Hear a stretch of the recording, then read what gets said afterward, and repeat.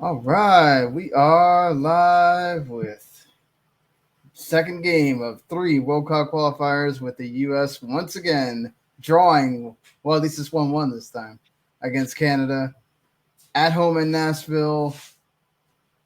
And well, guys, let's just get started right away. What is your headline from this game already, Rachel? What did you? I see you scratch your head there. I just I'm trying to stay calm because we are only 2 games in. But when you play in CONCACAF and we saw the laser pointers, we saw the pictures, hilarious pictures of Gio Reyna backing into the police officers with the shields in El Salvador, it just makes all of the home matches so important. And they're they should be 3 points or bust. And my headline is just how and why Gregg Berhalter, aside from the substitution of DeAndre Yedlin because of Serginho Dest getting hurt in the 42nd-ish minute, why he waited until the 83rd minute to make a substitute in the attacking half of the field. I don't know. It's better than 2 points is better than having no points, but Honduras isn't going to be easy. That's not going to be an easy environment to go into and play against. And they're a good team. So just mind boggling that they didn't get 3 points in Nashville tonight. Yeah, it's like, well, I'm not too mind boggled by, considering what we saw against El Salvador. I wasn't expecting this absolute difference in how we play, because this is pretty much what we've seen. Whether it's you have bigger stars playing, it's a lot of what we saw at the Gold Cup as well. It's they had their little spurts, but most of the time it's possession, but they don't do a whole lot with it, and that it's almost like Canada did a great job of defending in that first half. As my dog keeps trying to find things to munch on. So live commentary. You gotta love it when you gotta do things like this. So anyway, the whole point is, it's Canada was just defending. They wanted to do things centrally, they couldn't. They were doing things to the backs and everything else, and they couldn't get through. And then finally, it seems like things opened up in the second half a little bit. I do think that they looked better going forward without Serginho Dest. And he was sort of a liability defensively too. It was like one of those, maybe that injury was happening a lot earlier than he started showing, and perhaps that was an issue. But that was a major thing for me too. Why are you waiting until the 83rd minute to put on 3 changes? Why not stagger them out from the 65th or something onward? It's just I get it. You scored. You felt maybe good with that squad, but it's just Erik, I don't know. It's like you're putting 3 on at one time and you got 7 minutes to figure it out. Exactly. To quote how I put it on Twitter right after the final whistle, Canada beats the United States 1-1. It was simple as that. Tactically, yeah, we were decent. Canada did a great job, as you had mentioned, defensively with the 5-4-1. We tried all kinds of ways to break it down. Honestly, I know, with the substitution with Serginho Dest, you have the 5 subs, but you only have 3 windows. But as you said, maybe 65th, no later than the 70th minute, do a double switch. And then 75th, 80th minute, it's still if nothing's happening, which at that point it wasn't, do another double switch. Done. Not just go ahead, make a triple sub, and then you still leave one in your back pocket. I was a little confused. Yeah, and when you leave in the back pocket, you don't even actually end up using it at all, because you spent so much time waiting and waiting and waiting. And you're going to bring on Walker Zimmerman at the point where it doesn't matter at all, to try to see if you can get an extra 30 seconds or whatever but that's the thing. if you would have brought him on a little bit earlier, maybe there's play that's happening earlier that you're having to wait till desperation time and having to hope for a referee that it seemed like sometimes didn't really grasp the concept of a foul and not a foul. Let's hope he puts 5 or 6 minutes on the clock. It almost seemed like that's what we're hoping for. Oh, well, they've wasted a lot of time, so they're going to put 5 or 6 minutes on, so they're going to have a ton of time to start doing things. And then he puts on 3 minutes, and oh man, what do we do? So I don't know. That bothered me too, Erik. I mean, what did you think of your headline from this game? It was very annoying because I'd said, looking forward to this game, there would at least be a flurry of goals or something potential like that. Yes, 1-1 is better than 0-0. Fantastic. But it was just another time of always just these wasted chances after wasted chances after wasted chances. Yes, you had that link up between Anthony Robinson and Aronson that led to the goal. Yes, Pulisic had some moments going in, but Canada was just confident in staying right there, just like El Salvador was, except throwing even more bodies back. And it's just, for every time that we had fixed something, like it was better in the midfield, then all of a sudden, everything was just vanished after that. And I'm still confused, worried, and as I put it, like they had the headline after that big 2010 World Cup match, USA beats England 1-1. This was a case of Canada beat the US 1-1. I can't think of anything better. Yeah, man. That's just something that I totally felt at the end is, even though, yes, you could say the U.S. had more chances. Yes, maybe the U.S. had more shots on goal. All of that, it screamed to me of just still Berhalter's. I feel like some of this is on. That was my headline for me. Is I feel like some of this is on Gregg Berhalter. The first game you could say that's they're young, they don't get it. They haven't. A lot of them haven't been there. Having to deal with that crowd, everything else. Like, okay, give them a pass, right? Okay, you don't have Gio Reyna in this game because of an injury. You're not going to have him in Honduras, okay? But you do get Pulisic as an interchange. You don't have McKinney because of a stupid team COVID violation.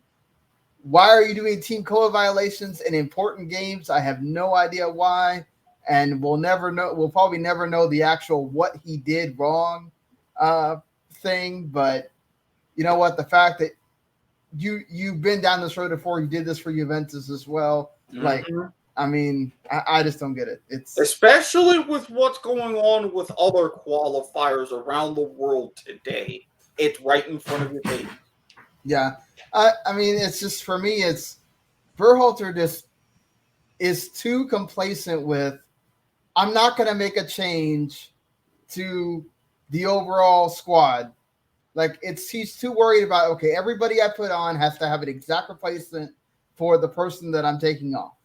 Let's not try to make a change so that whatever I do, we can push everybody forward or make a change to where there's, at that point, Canada's also not really going forward. No. Like, put on people that are going to do something, or make a bigger change. For me, I have nothing against Josh Sargent. I think he's a really good player. I feel like I get it. You want to go with guys that you kind of trust in that moment. So, like, I get the Roldan push. I get the who was the third guy that came on aside from I don't understand the putting on Conrad de la Fuente at that point. Like, why don't just go ahead and put Bo Sargent and Pepe up front and put Pulisic, behind him or something? Like, because that was my thing too, is in the first half, it was so obvious that Christian Pulisic was way too wide. and he kept having to try to come central to actually be involved in the play.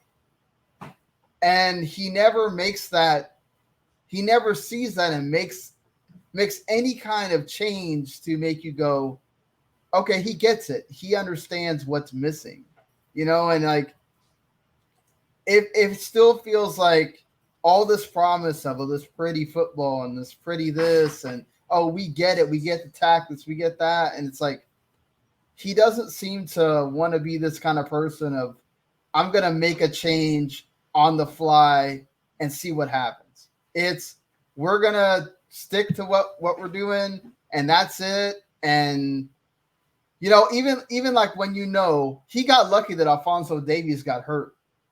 Mm-hmm.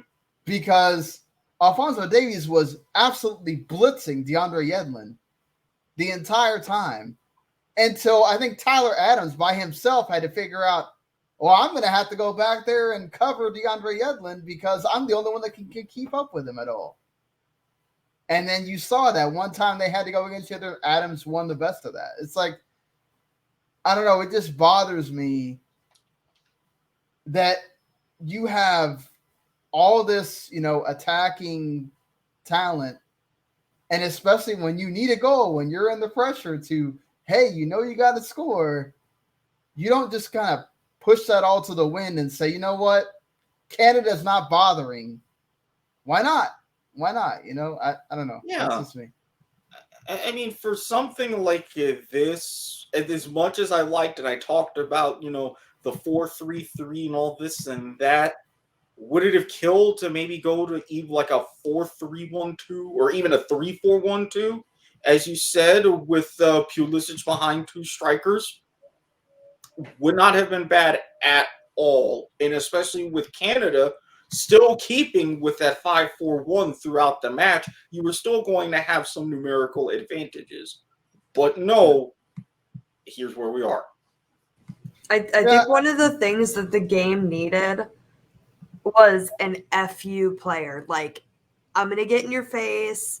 Like, there wasn't any of that. There was a little bit with John Brooks just because he's, like, been here and stuff. But, like, I think that's what I missed most about Weston McKennie. You didn't have that kind of screw you CONCACAF energy. Like, that all comes from Weston McKennie, but he made a stupid decision, which shame on you.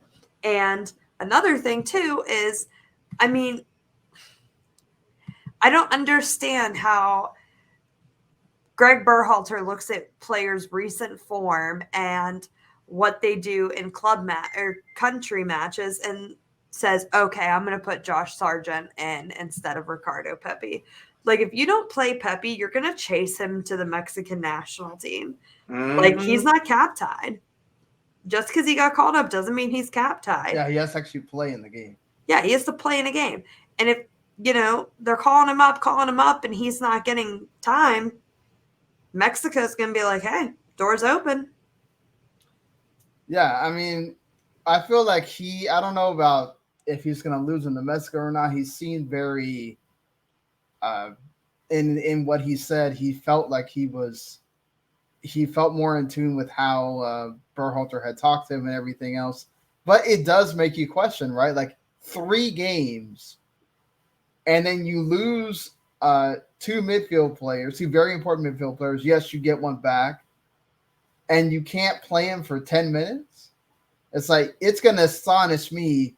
And see, this is why what I told Erik in the second game, this was the game to play him in. Yep. He's at home. Yep. He's in an environment he's played in many times with MLS, you know, like it doesn't make sense to, oh, well, now let's see if we can find a spot to trot him out there for 5 minutes against Honduras in a game where he doesn't have that international experience and you don't know what's going to be going on at that point. Hopefully you're not down 2-0 at that point. That's why you're having to put him on. But it's like, I don't know. I mean, it's just one of those where you kind of know what you have with Josh Sargent. That would have been the time to let him be out there, see what he does for 10 minutes. Again, when especially Canada's not pushing a whole lot at that point. But I bet you that's the exact thing that Berhalter is going to try to do, if not potentially something worse. I wouldn't even be surprised if Berhalter doesn't put him on and forgets that he has to captain. Like, he's so focused on the whole, well, we're not like Mexico. We're not gonna just bring players up to cap time and then replay them again. We're gonna let them figure it out, right? We're gonna wait till that moment. It's like, I wouldn't be surprised if he doesn't play at all. I've said the same thing. It's either, to me, one of two extremes. It's either because of all this going on and your lack of offense and limited creativity that Pepe either, for one way or another, starts in San Pedro Sula, or, like I mentioned off air, we don't see him at all this window, maybe in October. I don't see any way with Berhalter's actions that it's going to be somewhere sensible in between. I will say that I thought he did a good job in seeing what worked from the El Salvador game and trying to capitalize on that from the beginning. He started P. Folk instead of Sargent. God, now I can't think of I have it right in front of me. I'm not sitting here looking at it instead of comments.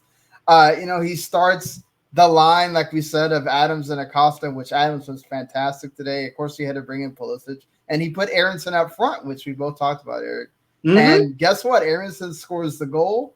Great little pass from Anthony Robinson, who I thought was another fantastic player, just bombing up and down from that left side. He made a lot of things happen in this game. I think he definitely needs to be on the radar as far as stop playing Serginho Dest out of position on the left side. Anthony Robinson needs to play, if possible, at all times on that left side. I mean, I get it. You're having a rotate squad here because it's a lot of three players. So when you're looking at a guy that I think cements a position, I feel like Anthony Robinson is someone you need to look at instead of trying to play guys out of position so you can play somebody else on the right. Or honestly, I also felt like Serginho Dest doesn't do a great job of defending. Maybe Berhalter needs to figure out something where Dest is further up the field and you're going to play Yedlin or Reggie Cannon or somebody else behind him because he's a liability both ways. Yeah, because, I mean, even though we had that run, he went around like all those defenders, that's, as we talked about last time, that's really what he does. If you're going to do that and you have these issues in defense, you can't really have him as any sort of like inverted wing back or something, but maybe somehow midfield slightly deeper with that back behind him. That could work, so that way he could focus on emphasis in transition and beating defenders on the wing. Yeah, I mean, because he has the pace to be dangerous, right? And he has the skills. We saw him do it a little bit. It's just he tries to do too many. Like, he doesn't just, okay, I beat one guy. Now let's figure out what's the best decision. Oh, I'm going to go backwards now. And then he gets himself caught again instead of, I mean, I get it. He's still young. He's got to learn. But that's those kind of things that you hope he can learn of. Figure out the best time to take a player on and then make the best decision after that, not just continue to, play as if you're by yourself. I feel like there were some positive things as far as, again, when it got going, right? I felt like after the Aronson goal, because things opened up more, you got to see some of that play. You got to see some of that interchange. It's crazy to think, Rachel, in the first 45 minutes, your best player was Sebastian Lletget. Yeah, there really wasn't too much. I think it was just sitting back, kind of seeing what Canada was going to do. Waiting to see what they looked like. I think the last time the U.S. played Canada, they didn't have Alphonso Davies, so that was kind of like a new element for them this time. But yeah, I mean, it's pretty wild when your best player in the first 45 is Sebastian Lletget. But I was extremely disappointed in DeAndre Yedlin. I mean, he's not the young pup that we've seen in the 2014 World Cup, but still, I mean, I think he's a pretty good defender. And for him just to get smoked the whole game, that was kind of tough to see. Yeah, I mean, speed kills on that. I mean, like, Alphonso Davies just owned him because he's so fast and so skilled as well. I mean, he was vital on that goal that Kyle Larin got, which I think part of that is on both Brooks and Miles Robinson to get caught ball watching, and nobody was around Kyle Larin. He just taps it in. I mean, one of the easiest goals he's ever going to have because both guys are sitting there staring at Alphonso Davies' dangerous play on that side after he smokes DeAndre Yedlin, and then nobody's there for that goal. And honestly, if Herdman had actually, I feel like Canada really had opportunities to win this game. And because Herdman seemed a little bit tepid and timid, he didn't take advantage of that because when he brings Tajon Buchanan on, he immediately is a huge factor. And he literally almost scored the game-winning goal because John Brooks was on a yellow card and he was playing way too conservatively, and he literally was just like, here, just dribble past me. Like, it was... Well, he can do anything. So it's either a penalty or, you know... And even then, but don't just stop running and let him go in. Yeah. Not to mention, if you see, hey, wait a minute, okay, we're not spreading them out as much. Hey, wait a minute, they're holding their shape a little bit differently. Hey, wait a minute, they're setting up some runs. Help something. Yeah, I mean, the problem is they can't really help because Robinson has to go forward to actually make the attack happen. So he gets caught out. A great pass into Buchanan, and then Buchanan does the rest of the work. I will say Brooks did enough to cut him off where he didn't really have a good look because he had to just cross that thing in there and there was nobody there. But they had other if he really would have said, okay, guys, let's go for it, Buchanan could have really become a dangerous player for them in that last 10 minutes, and they could have probably tried to score and steal one in Nashville if they really wanted. I felt like Herman was too timid and just, okay, let's pack it up and get the point. And they really could have, because they have the ability with Buchanan, and if they can get Davies and Buchanan on the same playing at the same time, they can really, really be dangerous for almost any team, honestly. But let's look at some positives, I guess, from this game. Number one, you didn't lose, right? So it's 2 points, whereas in the last cycle, you had 2 losses. So I guess that's 2 more points than you had before. But I mean, who did you guys think like played well? There you go. I mentioned Robinson, but anybody else that you feel like, okay, definitely need to give him a look, especially for the next cycle? Oh, I mean, it's kind of interesting to say going alongside Rachel's tangent, but as much smack as we talked about Legit and wondering why he's even here, it's like, well, when everything was going down, he was either helped tracking back with a 2-on-1 in a sort of defending situation, really joining Pulisic in the midfield, trying to keep things going. It's like, he reminded us today, yes, this is exactly why I'm still here. Yeah. I mean, Tyler Adams, once again, he wasn't the captain for this game. Pulisic was, but he did not let that deter him at all. He was absolutely vital in tracking back and being a defender of all things. And also, he didn't necessarily have all these passes sprayed everywhere or whatever, but he was important in cutting off some attacks and everything else. I mean, that guy plays hard the whole 90 minutes. I mean, the way he just crowds attacking players is something to marvel at, because not all of the defenders do that, and this is a midfielder. So if anything, Tyler Adams continues to prove why he deserves the spot and all the plaudits that he gets, especially. Anybody for you, Rachel, that you feel like? I've been a Matt Turner fan pretty much this whole time. I don't think the goal was his fault. I do think he could have had a little bit of better positioning. But I still think, obviously I think he's going to be the starter in the next game because Zach Steffen, although vaccinated, has COVID.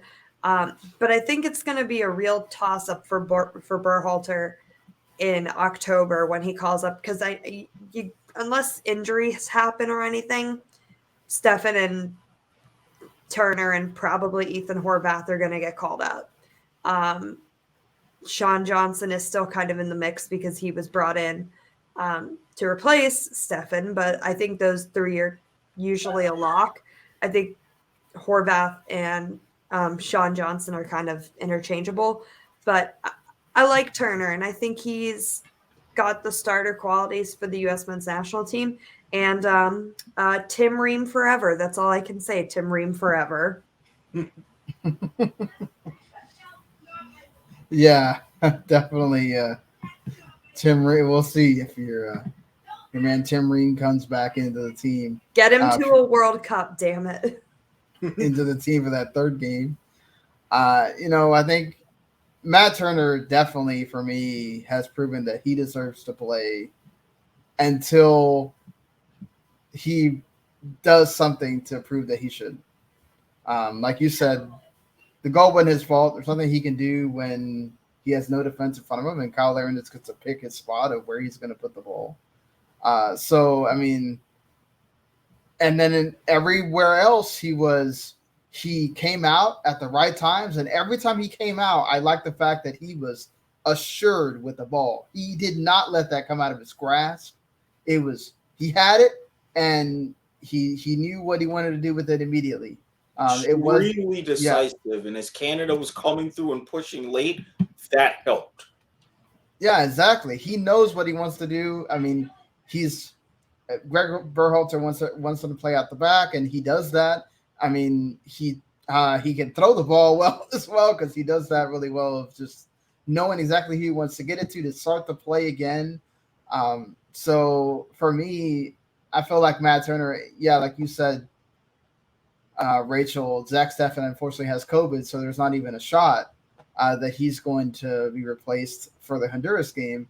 But I think going forward, now obviously Zach Steffen has the opportunity now, if something ever happens with the decision that Manchester City has to make, depending on what happens with Mendy, he may be thrust into a starting role at Manchester City, and if he plays well, then, who knows? But New England Revolution are also leading the pack in an extraordinarily large way against everyone else in MLS. So, for both club and country, Matt Turner is continuously showing out, and I think he needs to keep his spot until otherwise, honestly. And I think honestly, the rest of the squad was. I feel like P-Folk was decent holding the ball up or whatever, but I don't feel like he got enough chances. I do, once again, it goes to show how, just like you saw with Alphonso Davies and Buchanan for Canada, how important they are to that team. It is absolutely a showpiece of why Christian Pulisic matters so much to the United States men's national team. He was a fighter the entire time. He wanted things to happen. You could see it on his face. He almost scored the goal that hit the post early on. So I feel like they missed him a lot. But Berhalter, I think, still needs to figure out what's the best spot for him in the U.S. team. Like, playing as a 3 in Chelsea is a whole lot different than playing as a 3 for the United States. You have way different talent in front of you. you don't have Lukaku up there scoring for you, right? You don't have Mason Mount and all the rest of the guys that are there that, Pulisic has to fight with at Chelsea to get a starting opportunity. This is a different class of team, and you don't have the veterans that Pulisic has played with before. So I feel like you need to find a way to push him more into a forward role, make him more chances to have the ball at his feet, because Canada found a way to really isolate him in the first half for the most part. Find a way to where he can't get double marked or I don't know. That's something that Berhalter is going to have to figure out going forward. I don't know if the Honduras game is that game to do it, but by the time you get to the next cycle, you need to realize this is the guy that you need that stirs the pot that gets everything going for the USC. Absolutely. And again, it's like you have like great ideas how you can put pieces together and try these alternate formations when this 4-3-3 isn't really working. I mean, yeah, you're going to try it one last time against Honduras, but come October, it's got to be something different. With how it is, especially if you're keeping this relatively same squad, it doesn't work. So again, maybe you see him playing as more of a true number 10, and you have a something with that 1-2 up top. Give him more chances at the ball, have him push a little bit forward, or maybe as a front as some sort of maybe triangle if you're sticking with the 4-3-3. But tough decisions to make. Yeah, definitely. And a lot of tough decisions. But before we get looking at that next game, how should we feel about this game? Is it, oh, well, they got a point, or it really is 2 points dropped? Do you feel like the U.S. played well enough it really should have been 2 points dropped just because you're at home? Or how are you guys feeling on that? Points drop because it's at home, but at the same time, it's not like, oh my God, it's 2 points dropped. It's 2 points dropped because there's still like a bunch of games left. What do you think, Erik? Yeah, 2 points dropped. It's putting us, for the time being, after these 2 games in 4th. So it's not, 2 points dropped, sound the alarm bells like I did the last World Cup cycle, but it's 2 points dropped in that I'm raising some eyebrows because we're going to end up having to get them from somewhere. We have opportunities as to where, but yeah, it leaves a bad taste in your mouth because you feel like after they got things going that they really could have gone for that second goal. The one blemish for me for Tyler Adams was the stupid foul on Kay that ruined a really great counterattack with the unnecessary shoulder barge that he was never going to get to Aronson. If you would have just, kind of shielded him out of the way, he would have never got to Aronson anyway, so there was no need for that. But I feel like definitely you could have done more, especially in that first half when Canada was defending. Obviously, I think they were a bit more cautious once Canada kind of equalized very quickly, and they had to start being a bit more measured about what they did. But it's just like I still feel like they need to figure out different ways they need to attack. It almost felt like in the first half, it's like we can't do this centrally. So what do we do? And then in the second half, okay, we figured out let's put in the crosses. So that was sort of working, but then they couldn't get it to anyone. And then it was like, okay, we got to make some brilliant plays happen. And they did for, certain parts, but it's still 2 points dropped at home. You got to win your home games in World Cup qualifying. Man, definitely, going up to Canada, you feel like you could. Who knows? Maybe U.S. surprises Honduras and it wipes all this away. But you don't want to get to that point, right? Because this is a really tough place to play. It's a place that doesn't matter which U.S. men's national team you're looking at, none of them do well there. Rachel, I mean, like, what are you expecting when we're going into San Pedro Sula? Which, to be fair, Honduras didn't score at all against El Salvador. So 90 minutes of shithousing. Am I allowed to say that? you can say that, yeah. Because that's more riot shields, right? It's what. Shout out to my friend Ian Knighton for teaching me the CONCACAF slang. But yeah, I mean, it's going to be chaos and it's going to be crazy and there's going to be lots of pushing and shoving and laser pointers and stuff being thrown at them. And I mean, I'm glad some of these guys have gotten their taste with the El Salvador match, but I mean, it's only going to get crazier. And it's a nice build up for that eventual day when you get to the Azteca and everything hits the fan. So yeah, it's going to be crazy, but I'm cautiously confident. I think that there's going to be some major talking tos. I would love to see them win. I really hope I'm right.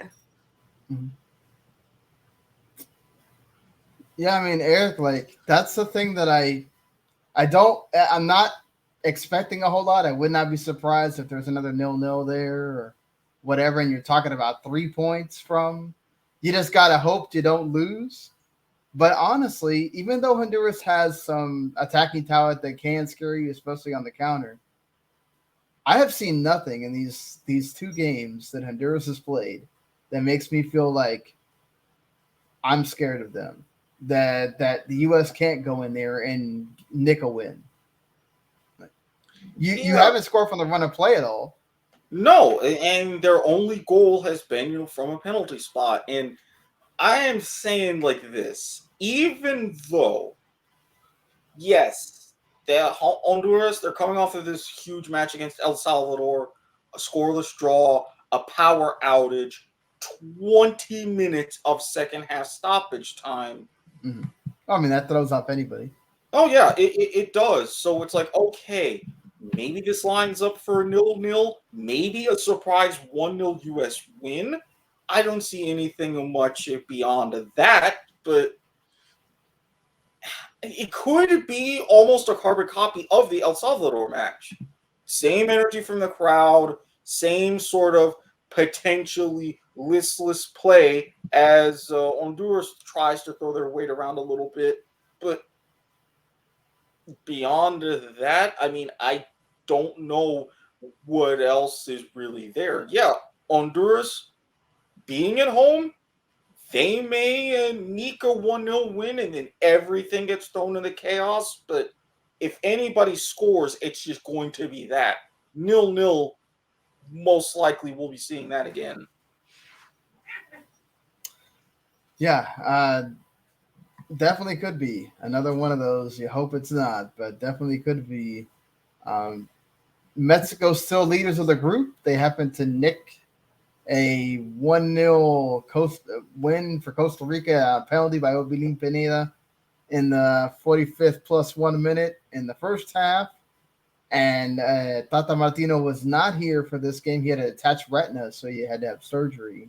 Ooh. And yeah, I mean, you are facing one of the best goalkeepers in the world in Keylor Navas, which I think helps a lot when you're Costa Rica. But once again, Costa Rica doesn't score in another game, so that's I think something you have to look at if you're Luis Fernando Suarez for the Costa Rica squad. That's 2 games that you do not score. And the first game, Panama, of course, they're playing in Panama, had all of the opportunities. It was an absolute Panama domination in that game.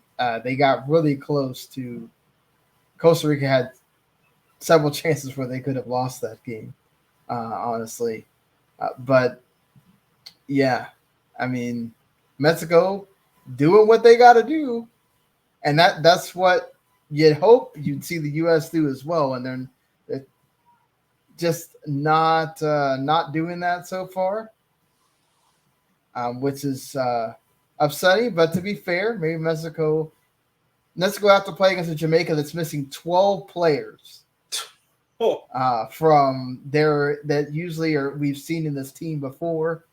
And they barely, Alexis Vega or not, Andy Martin had to score that 89th minute goal that Andre Blake got a hand to, but it was too hard and went in. And Mexico scores with the penalty to beat Costa Rica here. Panama absolutely, again, I talk about Jamaica missing players. Panama jumped on that, won 3-0 against Jamaica, scoring really early in the 15th minute and then scoring several times after that.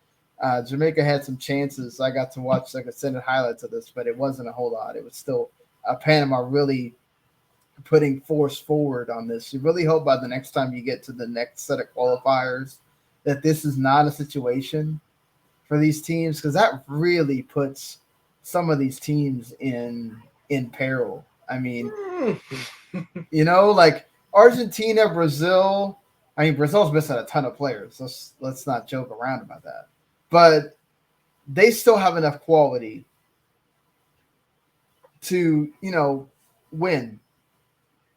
But I feel like this really affects the Uruguays. It affects the other teams behind them. It affects Jamaica. It affects, I think Honduras only has one player, but it affects other squads. And it's just you really want this COVID red list to not be a thing in the next qualifiers, because you don't really want to see this be a thing for Jamaica to not be able to put out their best for 6 of these games. I mean,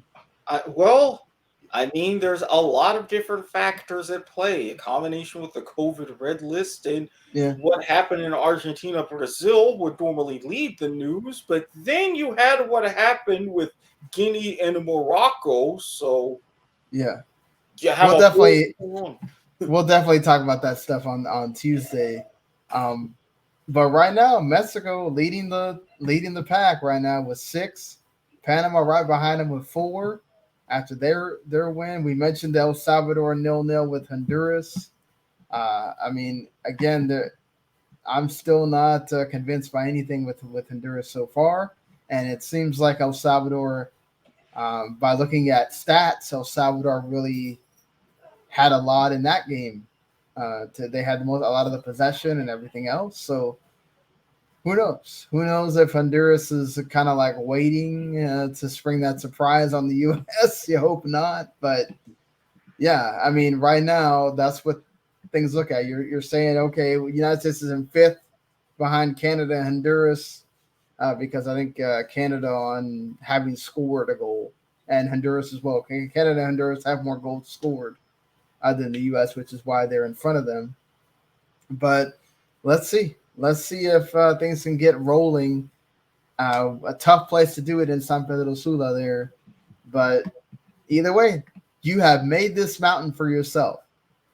Now, with these results, you have 2 points out of a possible 6, and you're going into a really tough place to play with a pitch that's usually really terrible, tough to move the ball on, and the crowd is right on top of you. I mean, it's not ideal when you talk about that. So, guys, any closing thoughts before we get out of here for this one?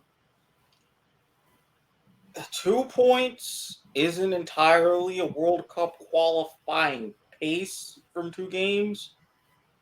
3 points from 3 still isn't. Just saying. Still isn't. Yeah, still isn't. And you only got 3 spots with 8 teams. So, and you don't know what the form is going to be like for some of these teams going into October.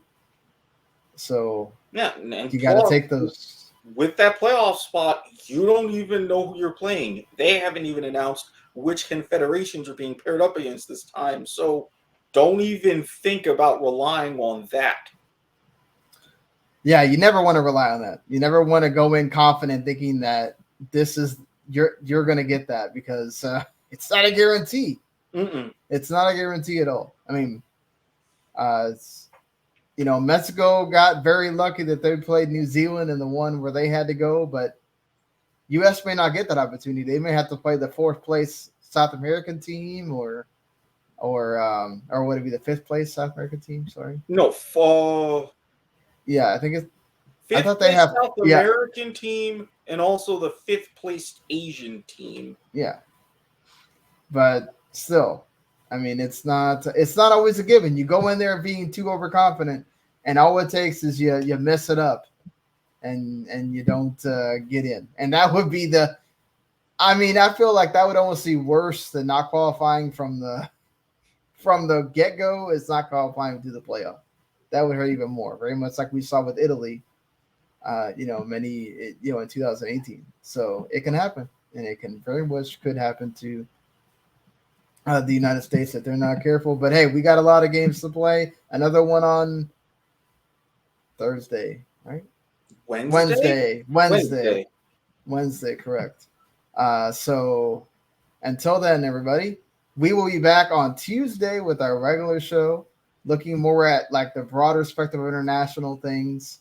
I can already tell you that there is a big thing the FIFA is planning that we're going to be talking about as one of our topics, and also more scandalous things that we got to talk about, because people cannot understand this is 2021 and we don't need to be having terrible things happening in stadiums and more on and in the craziness that Erik talked about and alluded to with Brazil and Argentina, which, wow, what a spectacle that was to watch on television.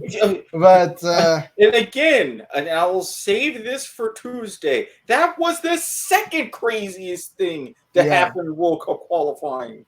Definitely. So we'll get into all that on Tuesday. Of course, more games are happening, not just the CONCACAF. More games are happening on, I think, Wednesday and Thursday of that next week as well. Of course, we'll also be back, Erik and I, on Wednesday night. Probably by the time y'all hear it, it's Thursday morning, because I got to edit everything. That's when y'all will hear our show of U.S. and Honduras. And until then, everybody, we'll see you later. Peace.